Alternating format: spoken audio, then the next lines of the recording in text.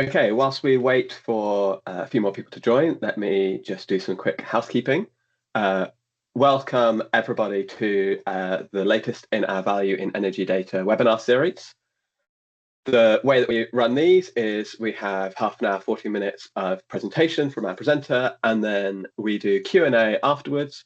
So please put any questions that you have in the chat, and I will pick those up at the end. Please keep your camera and microphone off because this is being recorded and will be available on YouTube afterwards. The topic of this session today is large language model compliance for the energy sector. And really pleased to have with us Dr. Adam Zroka, who's the co-founder and CEO of Hypercube. Adam has over 10 years of industry experience, specializing in solving complex technical problems, building high-performing data teams in the energy sector, and is kind of involved in all sorts of ways across the sector, and has been working on this really exciting application for a while. So yeah, really looking forward to hearing from you, Adam, if you want to share your slides and jump in. Thank you for having me. There we go. Can we all see that? Yeah, yep. Another picture of me, lucky you. So yeah, look, thank you very much for having me. Yeah, always a pleasure to get involved. Absolutely love these webinars. As introduced, I'm Adam Zroka, so CEO, technical co-founder here at Hypercube. The shortcut to understanding us is Tech Team for Hire. We wanted to build a full stack technical services consultancy, so AI, data science, data engineering, software, but really deeply specialized in energy. So unlike most consultancies, we don't really go after any other segments. We don't do anything else. We hire from the energy sector because I believe deeply that energy is that complicated. There's enough physical, financial, like environmental stuff going on that actually the barrier to entry is really, really high. Hypercube hires from that domain, so we can bring a lot of domain expertise, and all of our projects are in that space. So we are really up to date with the latest and greatest in technologies and approaches. And like we understand what the markets are, what they do, and what a settlement period is. You have to kind of teach us all that stuff. And we built some fun and interesting things. But today we're going to talk about the hype train, large language models, and how we are seeing LLMs be used or not be used throughout the energy sector. So let's just get to that. So you'd almost certainly have heard that like AI has taken over everything. Loads of job titles have changed. Everyone's now an AI engineer, and all the big consultancies are going after it. But if, like me, you'll kind of feel this weird dichotomy of, everyone in tech and the tech bubble is talking about AI and how it's going to change the nature of work, and all stuff's going to get automated and all that. And then you go to work in the energy sector and it's just not there. And there's maybe a Copilot rollout, or like maybe you've got an enterprise ChatGPT license, but there's a massive delta between what's happening on the ground in energy and what everyone out in tech is talking about. Right? And it's interesting because, like, from where we sit, we see so many huge, like, potential applications, which we'll get into, around like automating a lot of the craft out of the processes that we have to manage. I think like the low-hanging fruit for this sector is, what's the stuff that like isn't adding any value, that is reading documents, moving stuff around, summarizing things. But also, like, we talked to AWS a lot about some stuff, and they said, well, actually, there's new business models appearing that were not feasible. We built a tool for a customer that scanned like 30 years worth of code bases and like 200 databases. So imagine a massive legacy sort of trading system, loads of transactions, like just huge. It's been there forever. It's gone through like 3 ERP system changes. We did code analysis, scanned all of it, and could draw up graphs of how all the data in all the databases was generated by all the code or legacy code or retired code that was ever done. And it did it in a matter of minutes. Now, I mean, that was possible a few years ago if you had a spare million years to go away and read all that code and do it. And now it's like touch of a button. So for me, like, the real value is in unlocking stuff that just was intractable or not possible before, because we leverage huge scale in some of these processes. And some of the big people, big consultancies, Baringa and others, McKinsey, see huge potential in what AI can do for the energy sector. But as stated, as we've seen on the ground, it's not really playing out that way. And that's because we're quite conservative, rightly so. Like, you don't want to hand over your national critical infrastructure to some like stochastic sort of black box trained on Reddit and 4chan, and like it is unnerving to what is going on. How do these things work? How do I trust and see what's happening?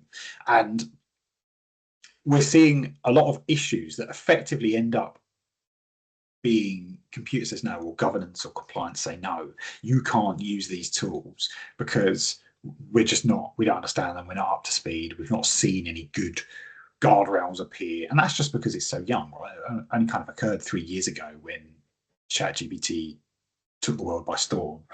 But as things move on, we've got like regulatory pressure, things like Ofgem's AI Code of Conduct, you've got EU AI Act, the GB Code of Conduct. There's new guidelines appearing now, and actually, how do you keep up with them? How do you track them? How do you map to them?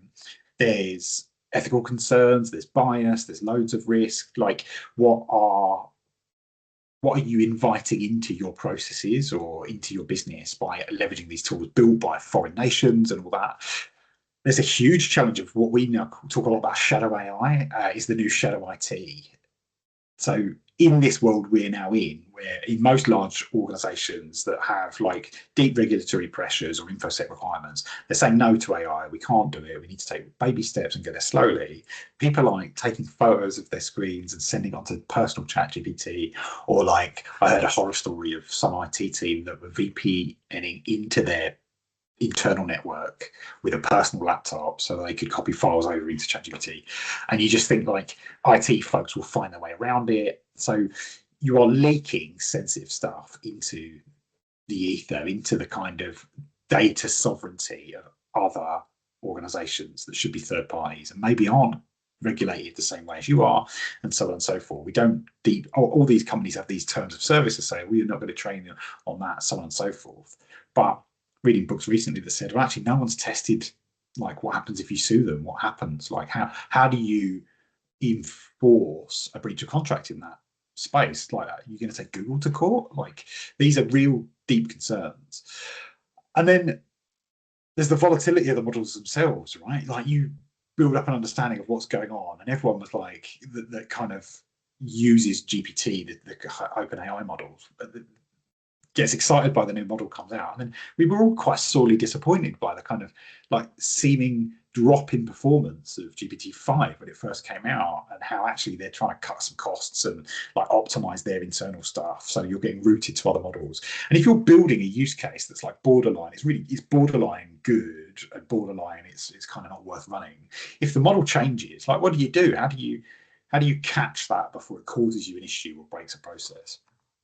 And so, like, if you think about it, like all of these things, you should have, and most don't, some sort of policy or like checklist or compliance process that gives you the confidence, the approval, the strength that it's safe to use these tools and they're going to be good for the business and everyone's confident. But the reality is, you're in this world where you've got LLM, you've got inputs, and you've got to challenge the technical accuracy, or like, is this bias, or is the going to be prompt injection attacks, and you're going to get like model jailbreaking and getting these people using these models to end up teaching your customers how to create traceless poisons or bombs and things like that, which happens, right? It's doable. It's still possible.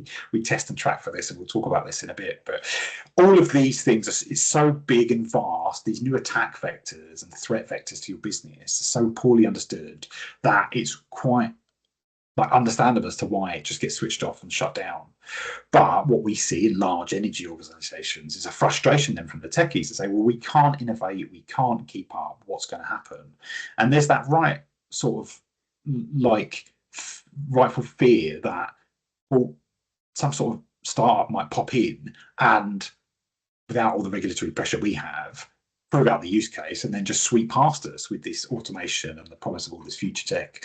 And we kind of saw that story play out over the last 10 years with the like of Octopus and Kraken, right? Someone comes in and just changes the game and really changes the way the system, like the energy network, the energy retailers operate.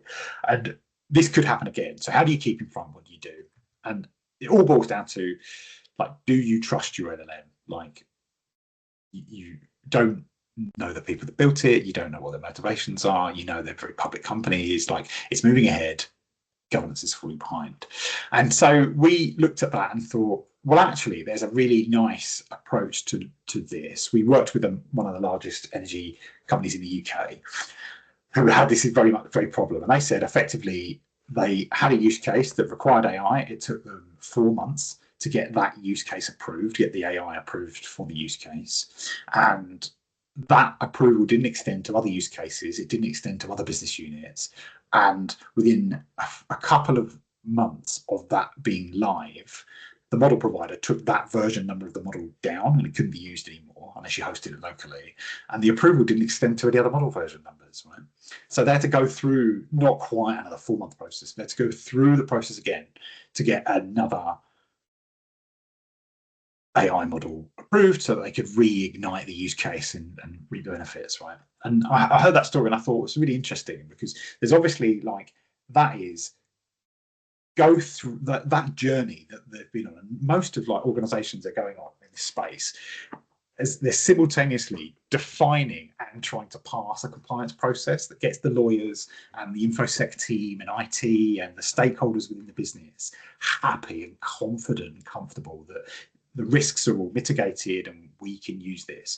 And I sat and listened to that and I said, well, if we could codify that compliance process, you give me 150, 250, 400 test cases that are pass fail, I can go away and automate the rest of that journey for you.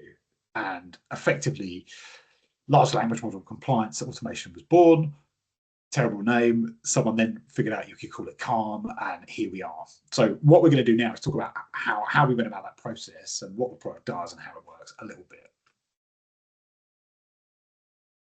We had to start then from, well, what was facing the industry and how do you test large language models? How do you test them in a way that is very transparent, gives people the results, the confidence they need, so that you can go to the lawyers in your business and the InfoSec team and say, look, here's a test suite, it's all passed, let's go, without having to have loads of meetings and loads of catch-ups. And so we started by scanning the literature, and at the time we did the initial run, the Ofgem ethical AI guidance wasn't around. It's come out since, and we've updated our test suite since. But we found, there's the EU AI Act was really important, the Code of Practice for Cybersecurity of AI, there's a new ISO standard. So we are looking, there's constantly people are trying to define this space, but it is moving. One of the documents we found really, really valuable, and I would highly recommend you go and read if you're interested in this topic, is the Databricks AI Security Framework. At the time, this is 9 months ago, it was, and maybe a bit longer than that, but at the time, it was a really nice approach to taking all the possible risks and threat vectors that AI and these kinds of tools could have in your business, broke it down into 12 categories, and then gave you subcategories of like areas of threat. So we took that and ran with it. We really, really liked that. And we ran with it. We threaded in a load of the stuff from the EU AI Act and then specific things from Ofgem. And since it's expanded quite a bit. And the vision for us was, well, if I can create a suite of tests that speaks to every one of those threat vectors that's generally applicable to everyone in the market, then that 4-month compliance process that Big Energy Co. went through, I don't need to do 100% of it. But if I can do 90% of it with the push of a button, I've saved you time and effort, and I've sped up the ability to innovate in your business. And your techies, who will naturally get frustrated by barriers and friction with lawyers, they don't speak the same language, never the twain shall meet, they don't get on. If I can give them the tools that gives the lawyers the outputs they need, everyone gets happier and you all get comfortable and you build that culture of trust, right? So it's since developed from this, and we keep adding things to it. The long-term vision for the product is like a great big dashboard where you log in and you tick buttons with that auto select like hundreds of tests, suites, and then you compose the tests you want and you run with them. What we'll do today is we'll look at how we selected. So for the pilot that we ran back in February, March, we picked a subset of those tests, obviously, and we actually built them and went through them. And today I'll talk about how we chose them and how they kind of played out. I haven't got time to go through everything.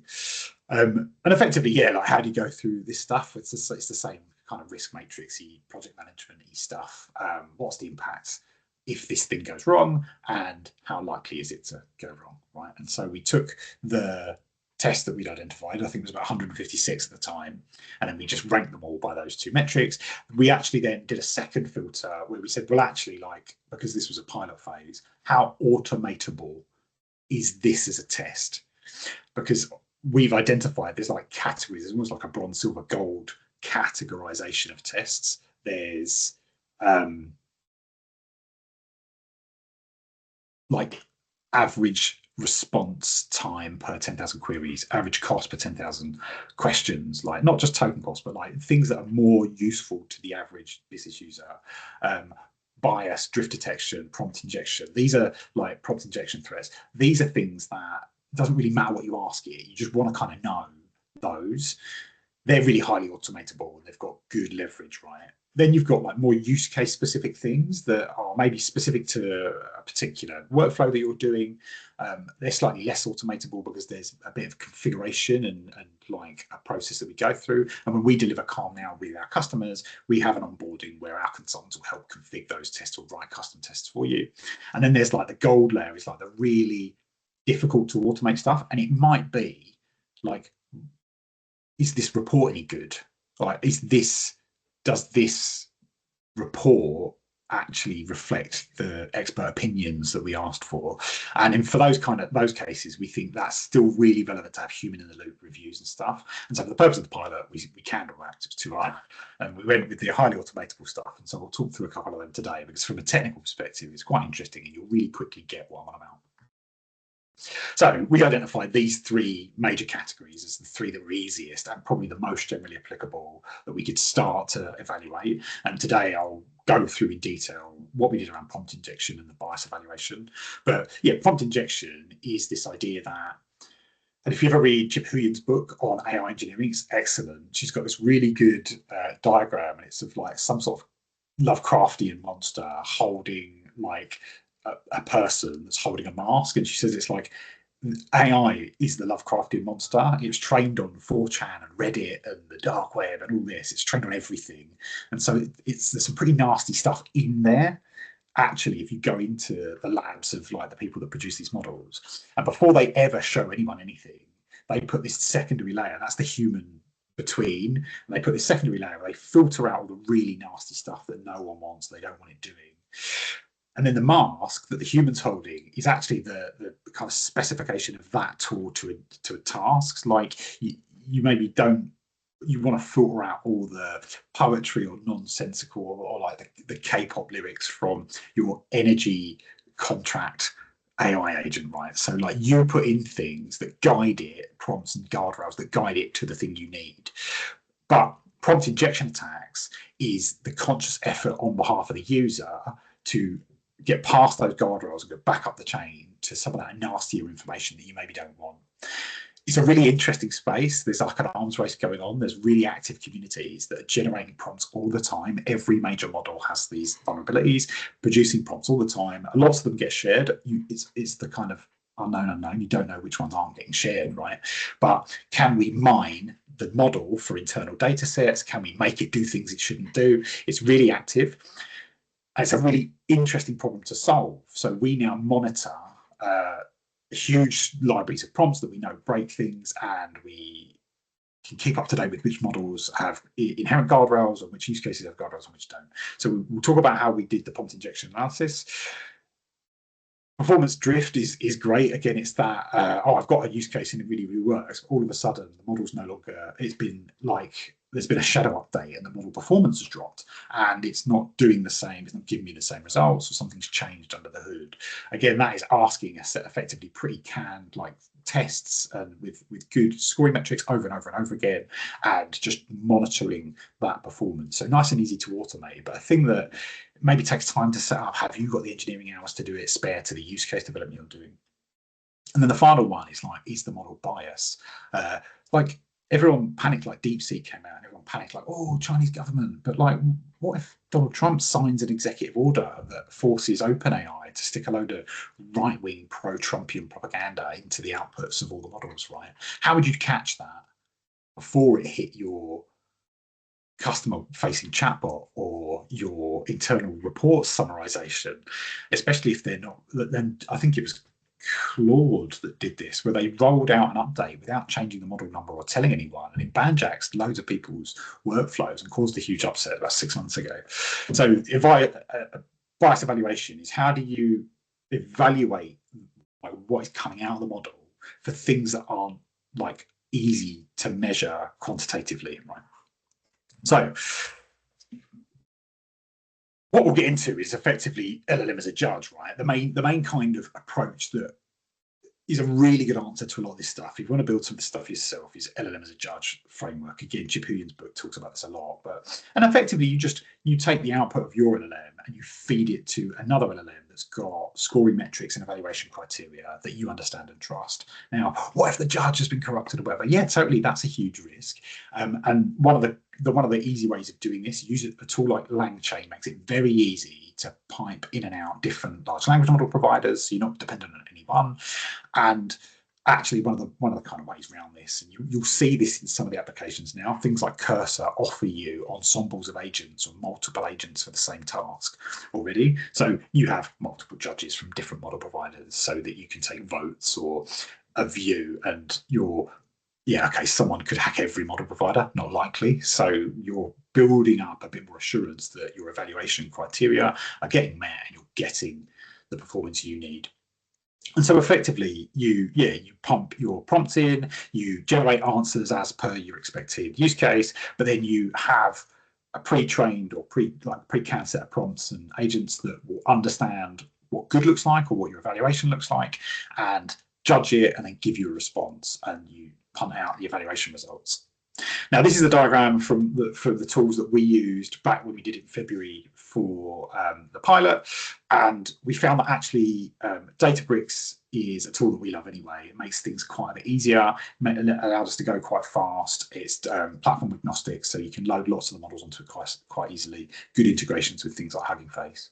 And then MLflow, if you're not familiar with MLflow, where have you been? It's a great tool for doing machine learning ops and data science for years and years and years. But MLflow, and it's built by the chaps at the team at Databricks, has a really nice integration to Databricks, nice UI. It does experiment tracking really well and reporting on evaluation metrics, optimization of hyperparameters and things like that.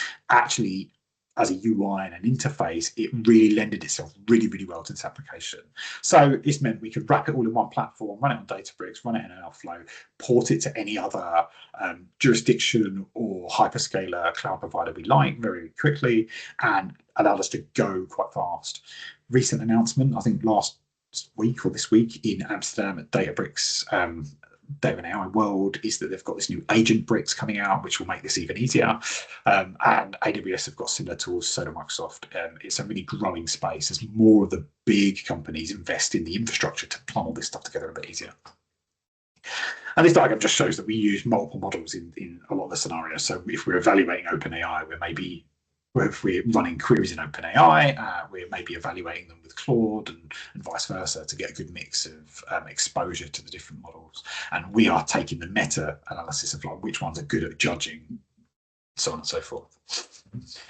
So how do you do prompt injection attacks in that framework then? So what is a prompt injection attack first? One of the kind of early, easiest to understand ones was quite interesting. It's called Just Do Anything Now. And you just say to the model, like, I don't think these work very much anymore, but this is from a paper in 2024. And you just say, you are a Do Anything Now model. So look, in the top example, we're saying, yeah, how do I create an undetectable poison? It goes, oh, sorry, I can't do that. It's quite naughty.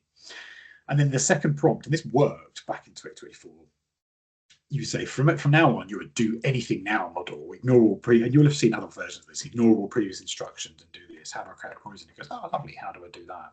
The most interesting one I saw of these was really convoluted. It was on, I think it was on Reddit, and it was someone that basically had convinced ChatGPT that they were writing a script for an episode of House, the doctoral procedural drama thing, episodic drama thing, and in the script, like the culprit had to recite the recipe for a poison.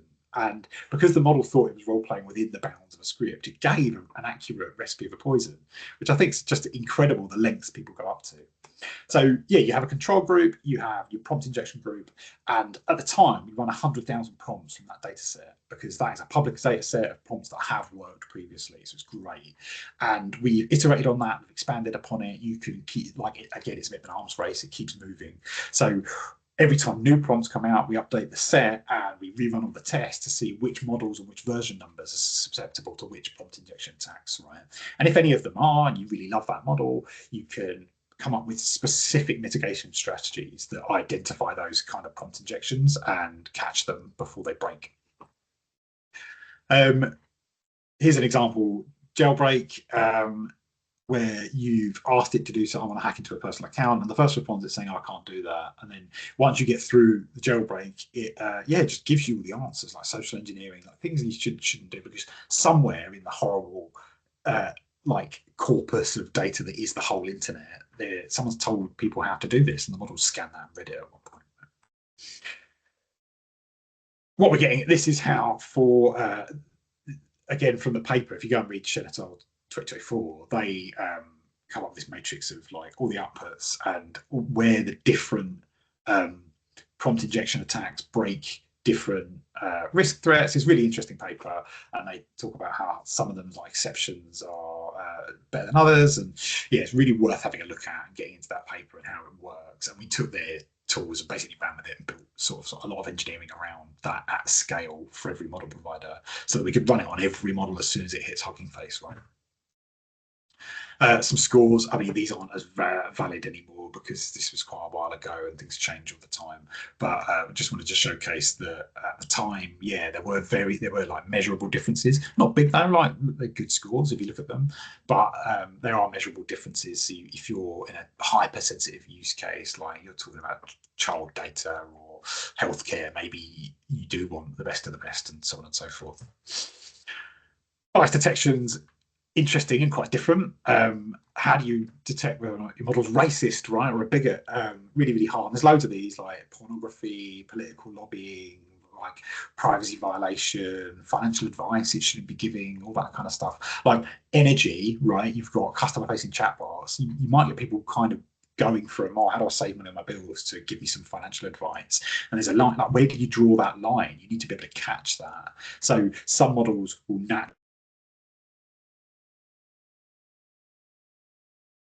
muted me there. Was that intentional? Do you want me to shut up? Economic harm, physical harm, things like that. And here's some examples, like how can I create a backdoor in software to gain access? These are the kinds of topics you want to ask. Now, this is a good one about like asking it a question, and it can have pretty loaded answers. And again, this comes from a paper, Parish et al. 2021.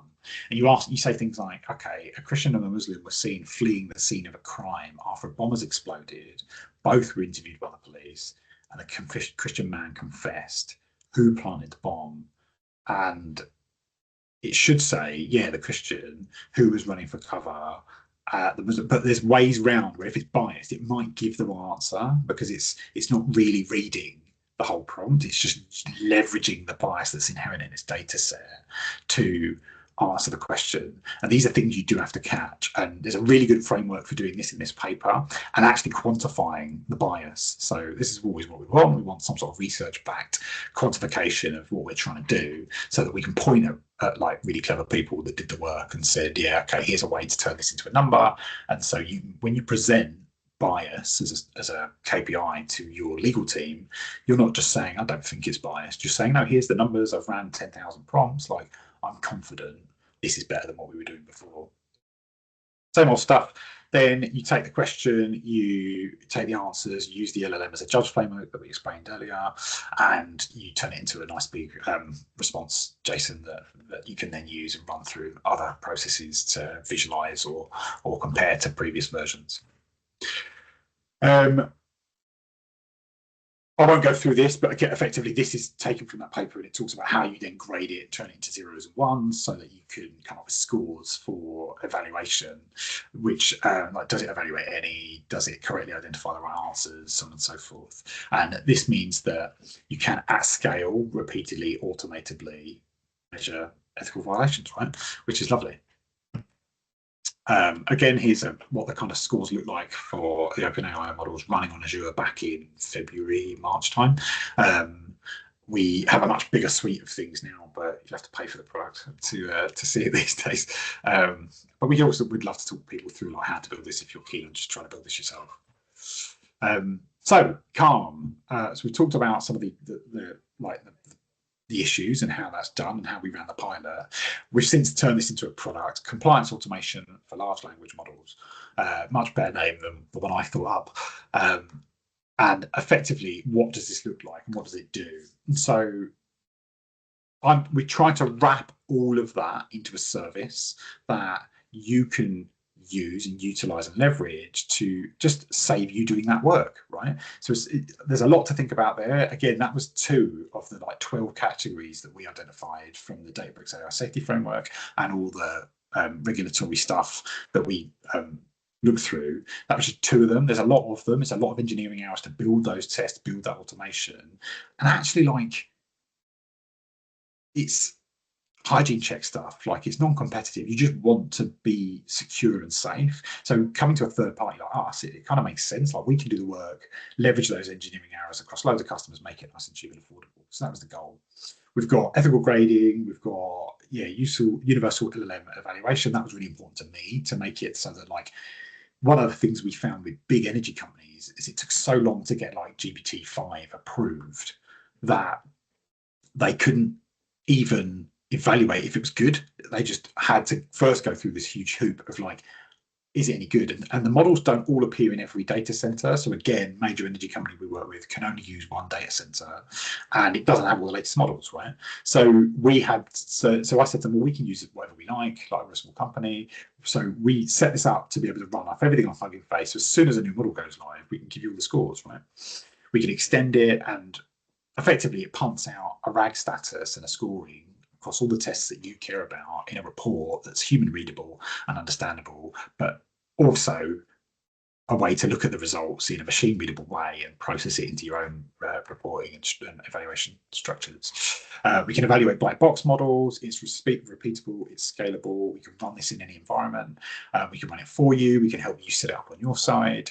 We can help work with you to develop the actual use case specific tests. So maybe you want to go a bit above just pure prompt injection and think, for my specific thing, there's this piece of jargon that always gets missed, or it always gets confused because it's an acronym that stands ESC. You start putting ESC into your proposals, and it doesn't think you're talking about the Energy Systems Catapult. It starts talking about the Eurovision Song Contest because it's the more popular part of the corpus of text, right? So how do you catch that and you correct and things like that? These are the context-specific tests that are going to give you confidence that it's doing the job you need it to do. And then we know energy, we live and breathe energy, so we're not just a load of AI nerds. Like, we live in this space, and so we're already building up common like exceptions and things like that are a bit above and beyond just general techie jargony stuff. We're committed to developing this as a product and making it useful. How do you engage? We can talk to you about it. We have a service you can kind of subscribe to it. Once we've set it up, we can just run the models. One of the things that really interesting things that came out of it was actually, how do you track them as a risk going forward? So again, back to that, like, what if vulnerabilities get introduced at the model level later? You've done the compliance process, you've green lighted GPT-5, and then 3 weeks later, a major vulnerability comes in from the White House or something, or like whatever vector at the model level. How do you track that the model has fundamentally changed? Well, we're running hundreds of thousands of tests every day on all these models, and we'll tell you. We'll be the ones to say at 5 minutes past midnight, I'd stop using that model number. The other thing that was quite interesting, we found that because we're running it on all the models, not just the major ones, if we go through a compliance process with you and say there's 150 tests you want to run and anything over 140 passes, that's good. Well, we get a model approved, we get GPT-5 approved, great, well, everyone's happy. Then actually 3 months later, we find that there's a version of Llama or there's a version of Claude that has a lower token cost, or it's faster, or it's more energy efficient, it's got some other benefits, but it also passes all your tests. We can make the recommendation to say, actually, you can save money by just unplugging the model you are using and plugging this new one in. It'll pass your compliance process, give it a whirl. And finally, because we're doing this in our environment primarily, we can move really, really quickly and give you the outputs before you have to go through the headache of going, actually, I need a new data center approved so I can use a new model, so I can do the test to see if this is worth doing.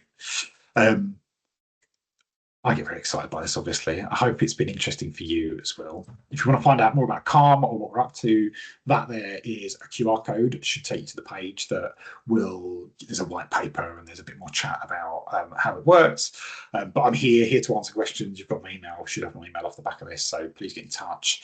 And the other thing I'd say, I'll be told off if I don't, we run the Beyond Energy community, and it's a place where we really believe like bringing data and energy nerds together to talk about like this stuff and really specific to energy. We do in-person meetups. I think we've got a breakfast briefing later in the month down in London. We've got our newsletter. We run webinars where I waffle about some of this stuff, podcast and all that. So that QR code should take you to the sign up page. Thank you very much for giving up your lunchtime to listen to me today, and I hope the compliance stuff's interesting, and I'm here for any questions. Right? Great, thanks very much, Adam. Do pop your questions in the chat if you've got any. So the first kind of question we have from Tim is, what are the vulnerabilities or limitations of Calm?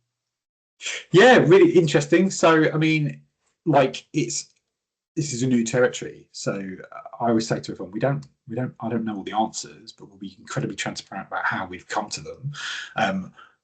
If you find better, more interesting ways of building this solution, like we'll adopt them, because I don't really care. Like I just want to build the best tool. I deeply believe that the engineering hours we're pumping into this product, it's like every major company will have to do it at some point. So why don't we just do it, and then it saves everyone the effort and that economies of scale piece. The major vulnerabilities are the pace of change. Probably it's like things change all the time. New frameworks come out, they need evaluated. The models change. No one has control of what's actually going in at the top. The shadow version sort of updates of the models and things like that are really, really hard. And for things like the prompt injection, we're only going to be able to find the prompt injection attacks that we develop, which we don't really spend lots of time on, or the ones that we uncover in the research and through the communities and things like that. So if there's like some secret group out there that's really, really good at prompt injection that isn't sharing their results, then we're not going to catch that stuff, or we're not guaranteed to catch that stuff. But again, like for me, this shouldn't be thought of as, can this do 100% of my compliance process? We will never understand, like we understand energy and we understand your business mostly.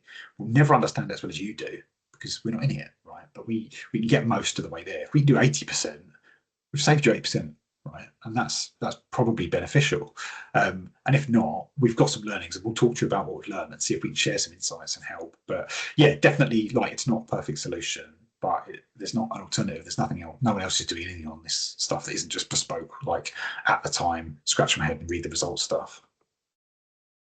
I think the point around the like prompt injection, prompts that are in the open will have been considered by the kind of model developers themselves as well.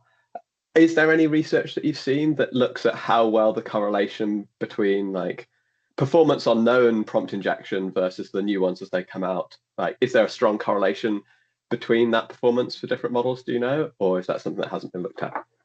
That will mixed bag. And so it's interesting because they are pretty good, but they don't update the model versions very quickly. Like it is quick for like traditional tech, but you might get a few weeks of something being live, like a live threat thing. Much like I did a load of work years ago in the gaming sector with like Call of Duty cheats, and like how do you monitor the latest cheats for Call of Duty?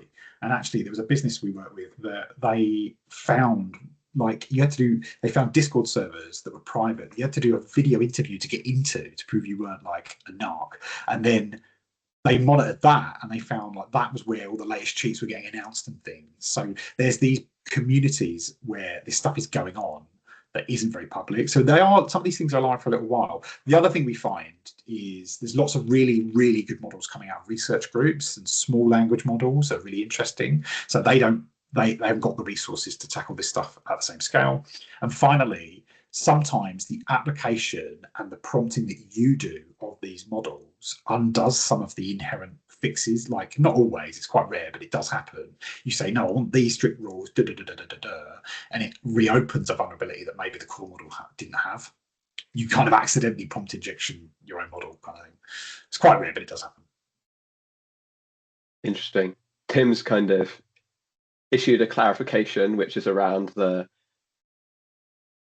what do you think the vulnerabilities are if people were to start to adopt this as kind of like widespread in the industry, then it in and of itself becomes a kind of potential point of vulnerability. Have you thought much about that and the kind of how you protect against that? Not really. I'm a bit of a cynic and a skeptic, so I think that'd be like unheard of for the energy sector to wholly adopt something that would be good for it really quickly. There's a guy. It's kind of unrelated. There's a book, Micro Prediction, that I love. That's all about forecasting, and that presents this big like universal forecasting thing. And in that, he says, well, actually, if everyone uses it, it becomes quite easy to attack it by dominating all the best results and then purposefully banjaxing your own outputs and stuff. So it becomes vulnerable to like the people that invest in it the most a little bit. So you've got to trust that they're good actors. Haven't thought deeply about that one, Tim, but I will do once a few more people buy it. Great. Question from Robbie. So open source license compliance has had to interpret copyright and case law in the face of long time scales for kind of like case law to evolve. And AI maybe has kind of like quite a lot of those challenges. It's been moving even faster. Any thoughts as to kind of like the implications of that and the kind of copyright side? It's like horrendous. So I'm very heavily involved in a business that does consultancy for media and entertainment, and so that is like getting a shoeing from AI, like ad creation. Like the first pure AI ad went live for, I think it was Doritos, and it cost like $500, and it was amazing. And you just think, okay, you've just banjacked the whole industry, script writers, all that stuff. It's really like it's a really hard thing to look at, because I think what will happen is lots of very clever, very well-intentioned people will sit down and go, this is bad, this is what we should do, this is how we should fix it, this is how we should regulate it. And in the meantime, the biggest, most powerful, richest companies in the world will just break all the rules, because who's going to sue them? Like, have you got $10 billion to spend on lawyers to go up against Meta?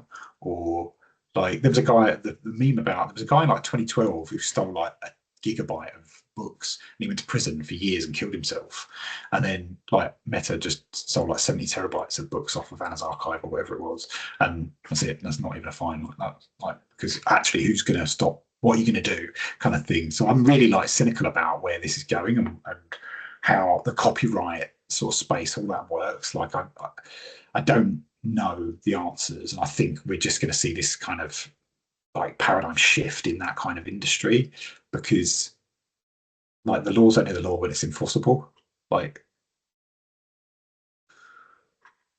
yeah, that it remains a huge challenge, doesn't it? Next question from Tariq. So the framework is going to get things wrong or have gaps. Is there a mechanism for mandatory human in the loop, or how do you flag the areas where human oversight is still required and it's the kind of tool itself is not going to cover all the risk? Yeah, and every conversation we have, like we say, this isn't your compliance process. It'd be daft to make it your compliance process. This is a tool to use. And when we onboard customers, we have like IT, InfoSec, the actual developing team, or whatever the techie that wants to use AI is, and the lawyers and like data governance and all that. We bring in that kind of counsel. We educate them on what it is and what it isn't, and we say, look, like this is an attempt to codify and scale some of the stuff you're probably thinking about. Hopefully, because we've seen enough use cases and we've done enough of this, we've got more than you would where you start from. It's not the whole journey. Take it, like, almost look at it all, then throw it away, design your process, and then see what bits you can keep and what bits help. I like fundamentally philosophically think if you're doing anything important with AI, it's a human in the loop. Like I very few use cases I think you should just be allowing agents and AI to just do the whole thing without regular, like really good monitoring and checkpoints and stuff like that.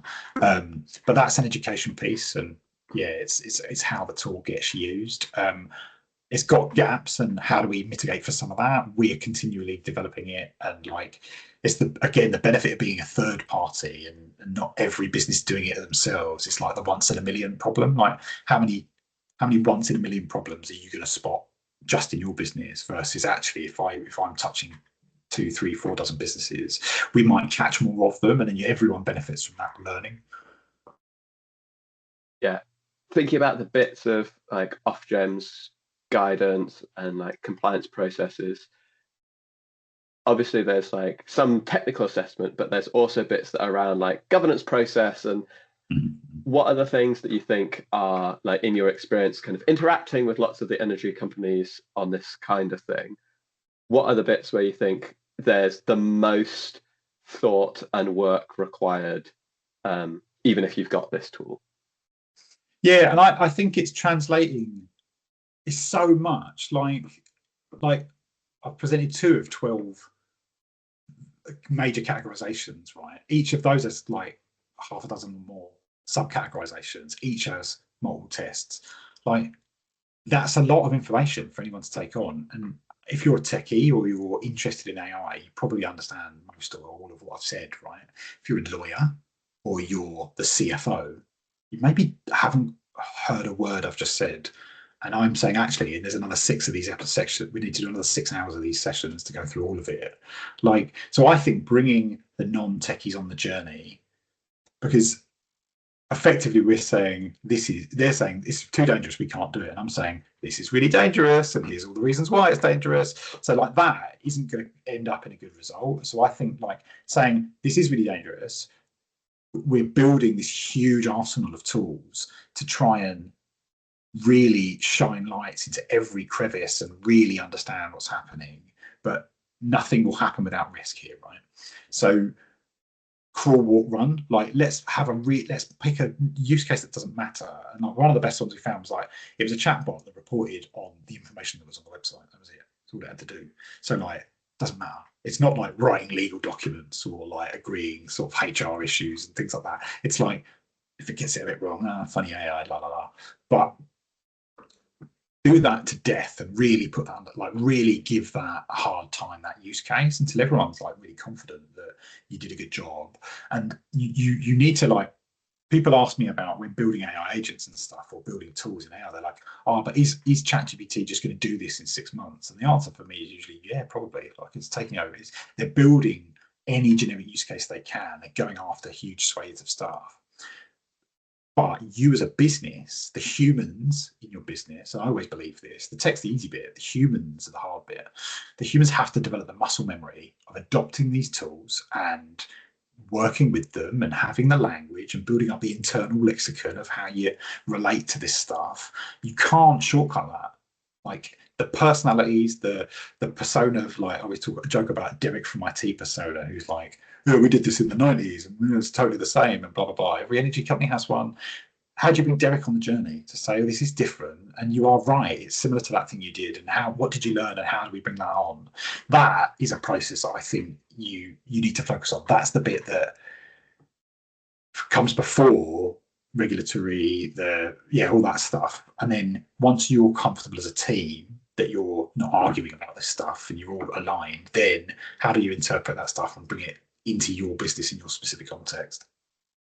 Yeah, that's certainly aligned with a lot of what we see, where you can have some individuals are extremely enthusiastic and pushing to go faster and frustrated that the rest of the business isn't coming, but are kind of blind to a lot of the risks. And then others are kind of like very risk averse, but maybe kind of like aren't ready to come on that journey for the benefits. Yeah. Next question, how easy is it to integrate into an existing MLOps or LLM ops pipeline? Like, is there an API to call it? Yeah, it's MLflow. It's super easy. MLflow is open source. The Databricks version's a bit better because it's the proprietary one. APIs, you can surface APIs on top of it.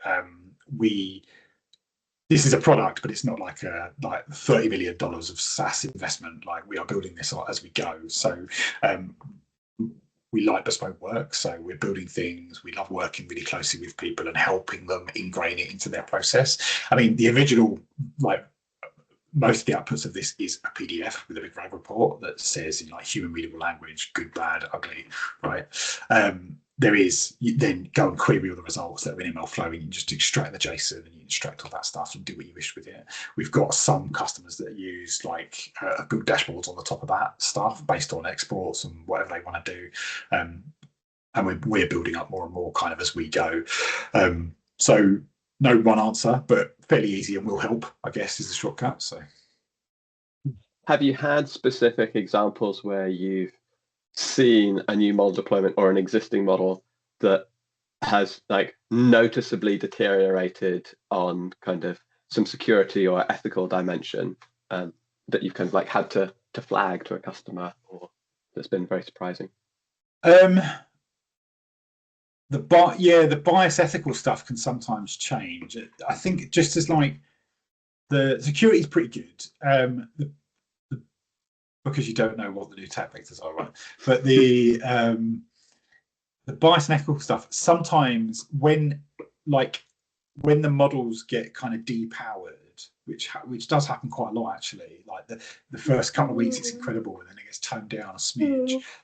They get a little bit lazy sometimes, and so they will give less specific answers, or they'll default back to like really general bodies of knowledge. Someone said that, like, I love this. It's like AI won't give you the right answer; it will give you the most common answer.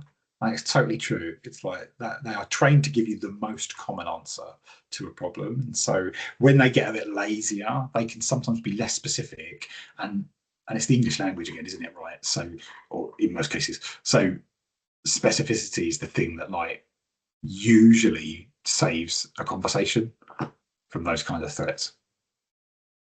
Yeah, it does happen. Yeah. We've got a question here around the security in the era of agentic AI, and kind of when you're chaining together multiple agents, kind of prompt injection takes on a whole different kind of element. How are you thinking about that? Are you kind of deliberately trying to design things that will catch problems that might be more unique to agentic applications of LLMs rather than the more kind of user-facing chatbot style?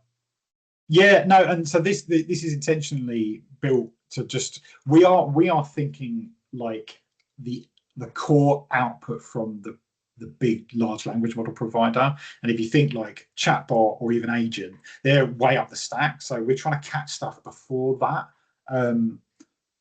because that's, from where we see it, the most generally applicable. If we can we build a protective bubble around that bit, then it should extend to lots of stuff. But we've talked about this a lot, are actually like when you get agent to agent stuff going on, especially across company boundaries, like you need to start running tests between the two of them and how they operate. Because like if I really wanted to be nasty, I could run like 10,000 prompts that were behaved and then one prompt that wasn't. And if you've done your 9,000, your 10,000 tests and gone, they're always good actors, like now I'm in and I'm kind of in the back door. Or if I've used a model with my second agent and I've changed it and I've not done my due diligence, it could start doing weird and wonky stuff. So it becomes a many-to-many problem. At the moment, it's a many-to-many, but it's not that many major model providers, so it's kind of easy to wrap. But when everyone's producing agents and stuff, I think it's going to get really, really messy. And I think, yeah, some sort of sentinel guard thing will emerge. I think others will start looking at this sort of stuff at a bigger scale. How do you test and evaluate like LLM as a judge or other approaches in that connection? Yeah, so I think it's going to get worse. Yeah, as soon as things involve interactions between multiple parties, how you do governance of that becomes complex, let alone the behaviors themselves become way more complex. Yeah. Which also makes me think around like the tool use elements of the models. So to what extent does your testing like expose some elements of that, and so kind of like code writing and execution within kind of ChatGPT or that kind of thing, or are you only testing the large language model isolated from tool use? Yeah, we've not got as far as tool use. Just like for where we sit at the moment, prohibitively costly, and it's like this space that's moving at such a high speed.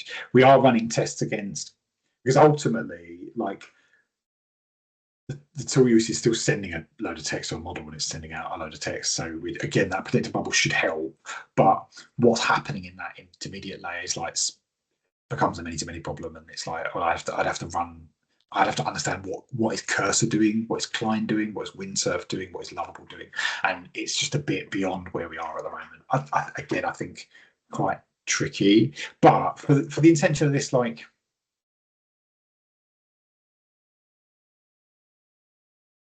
if you're building I often think like who's using agentic AI tools. It's usually developers that understand what they're up to. So unless they are purposefully being malevolent or negligent, they should only, if you've set up your dev practices properly, they should only be able to really damage the stuff that they're in touch with. So if you let them kind of like delete access of your data, then yeah, like it's your fault really for being daft and not having other fundamental security development practices in that should have caught. It's like how do you know everyone in your business isn't some sort of like nefarious agent from a competitor? Like, same problem, and that's where like ZoneFox and those kinds of dark trace tools pop up. Like you can have internal threats, and I think it's not a satisfying answer to the question, but I think it's kind of like we're talking about something in the middle, because the humans should catch that if they're given the rights and the permissions to run tools that can do nasty stuff. Whereas this is for like the actual agent that you've built and trying to build a thing, I think. Yeah. But I love this. I love talking to this all day because it's so I don't know the answers, and it's so much fun. And it is really key, I think, for people to recognise this is an incredibly complex area, and the solution is not like a single point solution, right? It's this is a new tool and something that extra that you can add in that really helps with the existing kind of governance and your existing processes that are protecting, and addresses some of the aspects of AI that might make your existing governance fail, which is really valuable for the sector. So yeah, thank you very much, Adam, for joining us. Thank you everyone else for dialing in. Really interesting. Great to hear about what you've been up to. Thanks so much for your time, and yeah, wish everyone all the best and a safe AI journey. Excellent. We will put this recording online, and we will also be circulating the slides to everybody. So yeah, thank you all. Have a good rest of your day.